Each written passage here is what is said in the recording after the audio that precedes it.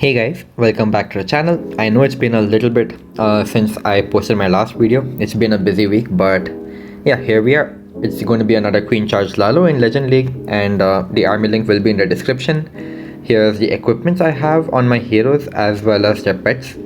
So yeah, that's about it. Let's just get into some attacks. Alright, our first base over here, you can see we've got like this anti-2 style setup, and it's a pretty common base.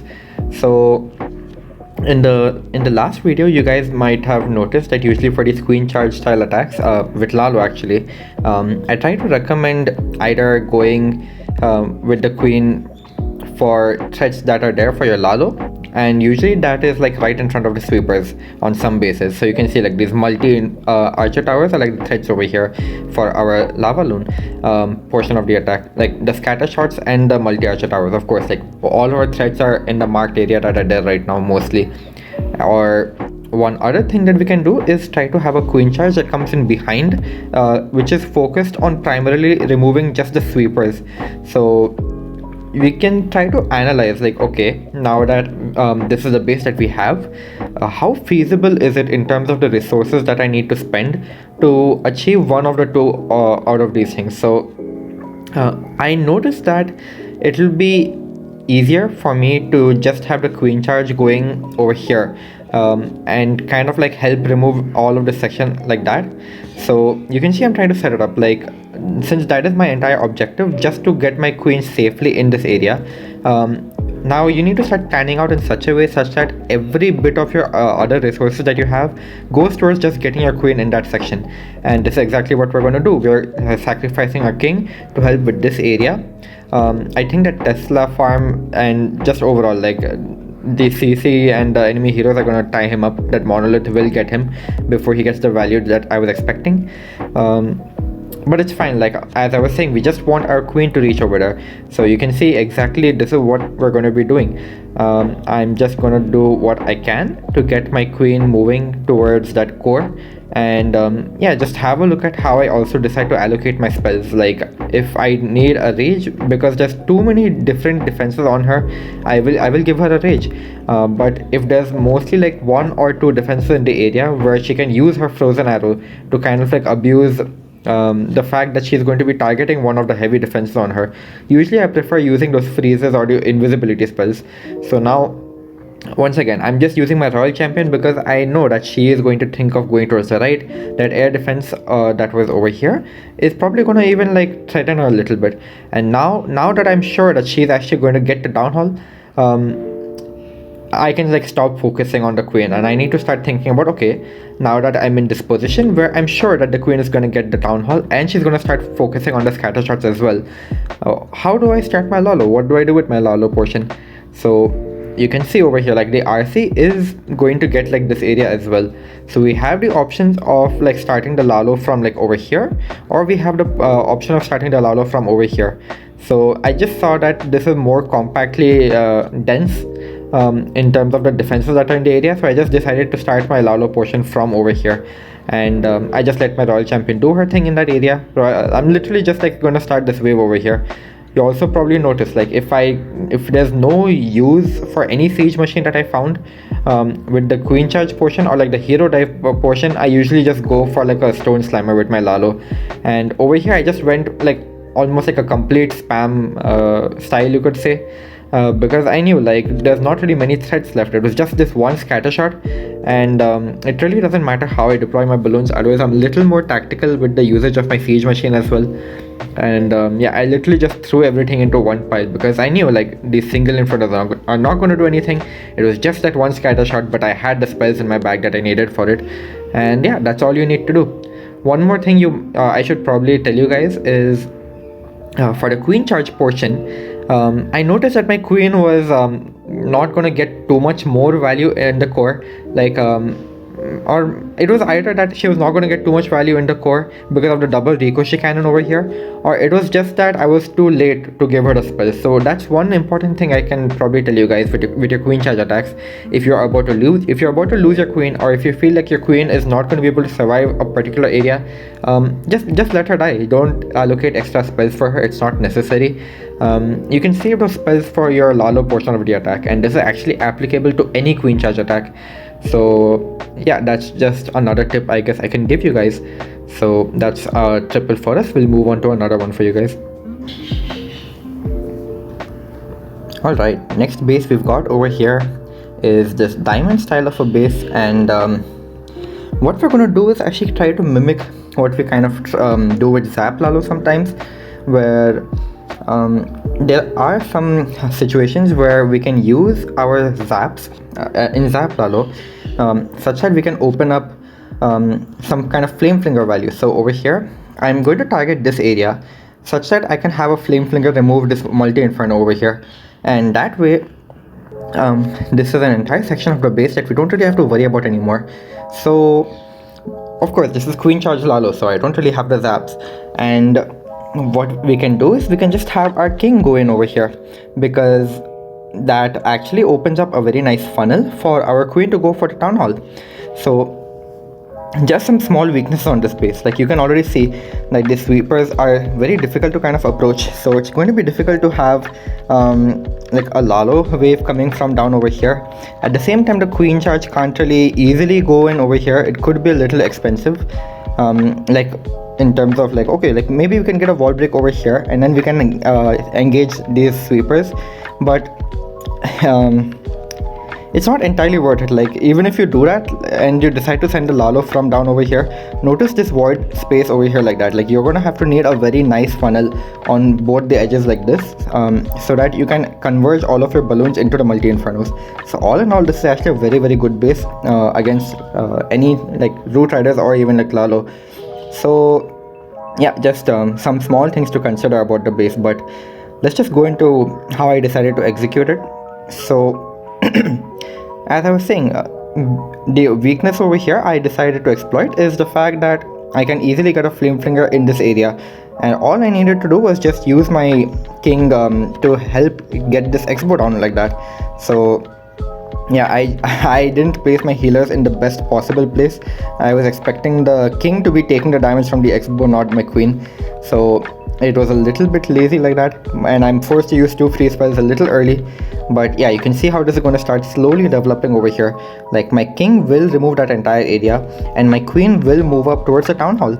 So just think about it like this, right? It's almost like a Zap Lalo at this point, where I have the zaps removing this area, I have the flame finger removing this area, and imagine that my king and my queen were sacrificed to go and get the town hall. So now look at what we have left on the base. We still have like this section over here, and that is going to be the focus of our Lalo portion, and it makes perfect sense because we're not fighting a sweeper and we get good access into the multi infernos from this entry point as well. So it's just a better choice, I guess I would say. You just need to kind of understand in terms of resistance and pathing to your balloons, what is the best choice that you have for your Lalo portion. So you probably already noticed, like one more thing that went incredibly wrong over here is the flame flinger like died super early. It didn't really grab the multi inferno because of a mortar over there, so that was a little unlucky, and it's going to pose some challenges for us. So I'm going to keep my queen alive over here with that one rage, because I noticed like, okay, I can definitely drop like a wall breaker on this clan castle as the Lalo is moving into this area over here, and we're going to take full advantage of that. So yeah, first the haste and then that rage spell leading into the actual area with a lot of damage. So that's going to help our royal champion as well as our balloons, and I think yeah, the RC should be able to grab that area easily. And as I was saying, that wall break on the clan castle just to help give the queen access into the area that's there on this this core. So yeah, what's left on the base, we don't really have too much. This area is not very threatening to our Lalo, and yeah, even though we don't have too many balloons left to finish this off, it's all right. Like sometimes these attacks come very close, but it is a very tough base, and that's all you need sometimes. Like if you just have a good plan where you can identify where you need to queen charge, and like one weakness, you just need to exploit one weakness on any base such that you can make the Lalo easy in terms of both pathing as well as the value that it needs to grab. So your Lalo can take some heavy threats to it, of course, because they have the Warden ability, but try to make sure that they only have a maximum of like one threatening area, so as to say, and that you have enough resources for your Lalo to really push through that area. So definitely a very difficult base for us because of like the void compartments as well as the sweepers protecting that multi-inferno region very very well. But yeah, just small things like that, if you can like pick them up on different bases, and you just need to start forming a plan to exploit those weaknesses that are there on them, and you can start getting better at like queen charge Lalo yourself. So we'll move on to one more attack for you guys. Yeah. Alright, next base is kind of like a diamond base, but I'm going to call it more so an arrow base, just because of, well, you can see like the arrows that are there, which kind of form the nature of the compartments. And these bases are usually notorious for being difficult for smash style attacks, because if you try to approach from like the far side, they force your troops to really like wander around and stay away from the town hall, you could say. So that's just one characteristic, I guess, about the base that you can note. And we've got queen charge Lalo, so just need to identify what it is that we can do on bases like this. Once again, you can see the sweepers are protecting the multi-inferno regions very very well, but notice that if I can get my queen into this channel somehow, then she'll actually have access to all three of the multi-infernos on this base, and she will also be entering from an angle where the sweepers don't really threaten her. So now in order to make this approach possible, like I'm just telling you right away, like this is one big weakness on this base. Like if you can get your queen inside over here and you can make her survive, and such as she grabs this entire core, Lalo is going to be super simple for you on this base. All you need to do is somehow figure out how to use the rest of your heroes and maybe even your siege machine to make that happen for you. So in order to get over here, like we need to obviously have some sort of funnel so that the queen actually like steps in there, right? So I'm just going to take advantage of the fact that if I just place her over here, she will naturally funnel out this entire area and start walking over here. All that's left for me is to figure out what to do for this right side of the base.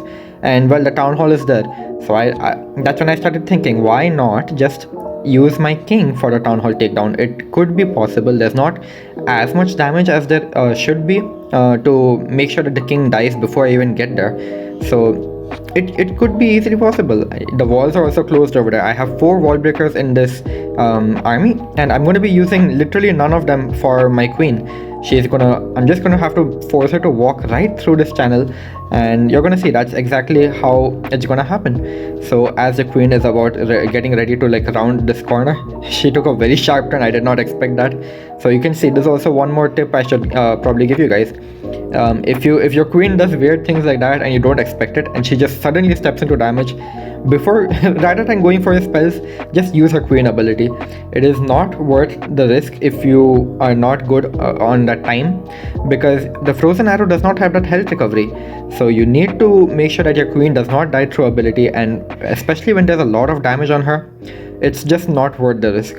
So yeah, coming back to the attack, double wall break for the king. He's going to go and get that town hall down. He's already got both expos down, and he's going to go and help us out with the town hall takedown right over here.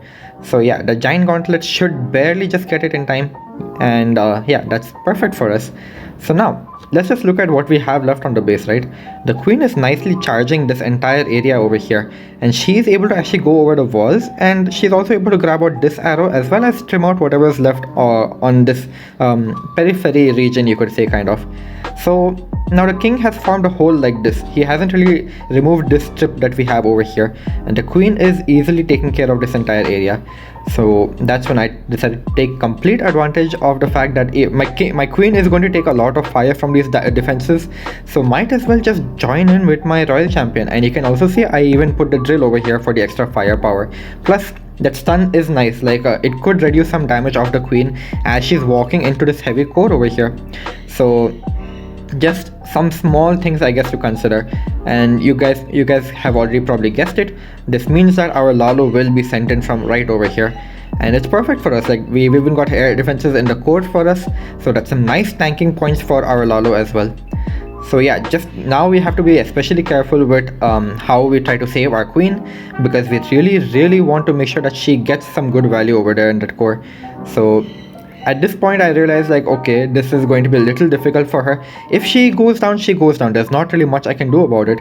So yeah, let her just do whatever she can. I don't really have any spells left to save her.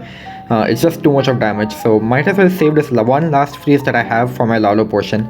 And yeah, that's about it. My royal champion and my drill cleared this entire area, and having that one freeze to help get our Lalo through his portion, it was all we needed. Like the loons have nothing left. The only threat is this one multi inferno. Nothing else is gonna really stop them at this point. So it's working out really well for us, even though we don't really have too many resources left. So very interesting I guess use of our resources to set up this Lalo. And that's one very nice thing about queen charge Lalo, because we have the queen like not dying as you do in Zap Lalo. You can actually charge her into some very heavy areas, again provided that it is worth it for the resources that you'll have to send with her.